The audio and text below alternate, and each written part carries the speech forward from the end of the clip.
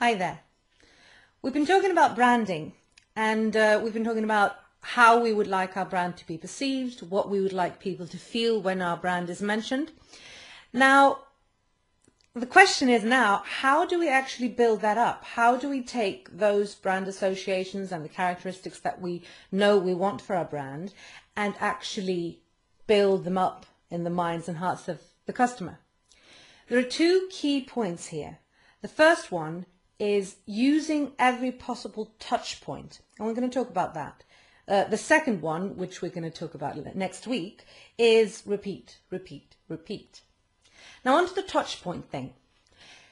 We have to analyze each and every place, each and every possible way that people come into contact with our brand. And then we have to figure out how we can use that to best, efficiently really stamp that brand into the mind of that customer. So there are some big and obvious touch points, sort of the classic marketing things like, if you have a store, your store needs to reflect your brand. If you have offices where your clients come, they need to reflect your brand. Your website, your marketing materials such as brochures and advertising and all these sort of typical marketing things.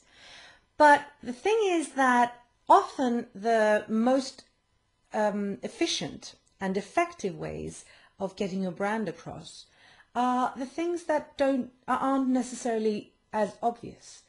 The small things that really don't cost that much more, if at all more, to be on brand with, but the little things that really delight the customer and make them feel like, oh yeah, wow, they really are like this through and through. And these are the really fun things to think about. There are touch points such as, how does your brand speak? What's the brand's tone of voice? This could be in text, this could be in, speaking, advertising, whatever. How do they speak? Starbucks, for example, has its own lingo, and they have a fantastic sort of tone of voice as well.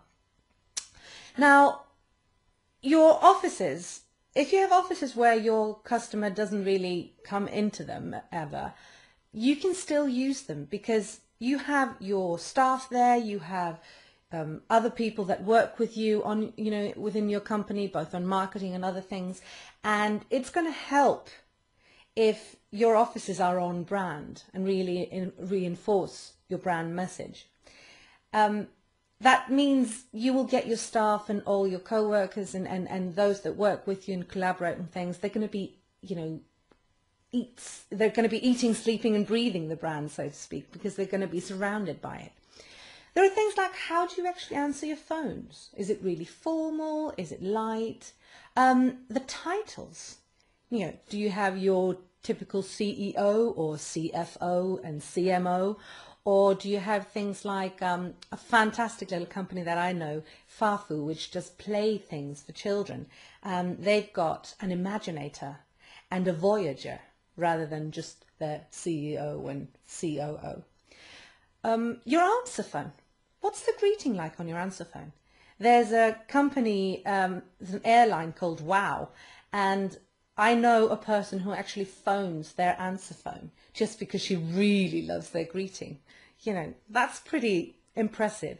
And it didn't really cost them any more to record that greeting than a bog standard one, but it's a lot more effective.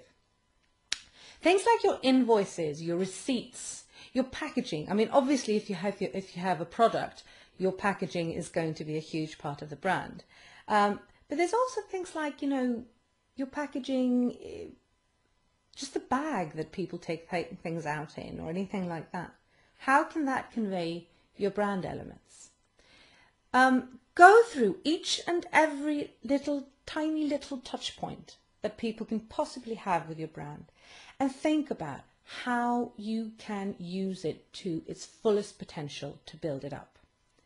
And then repeat, repeat, repeat. We'll talk about that some more next week. I'll see you then.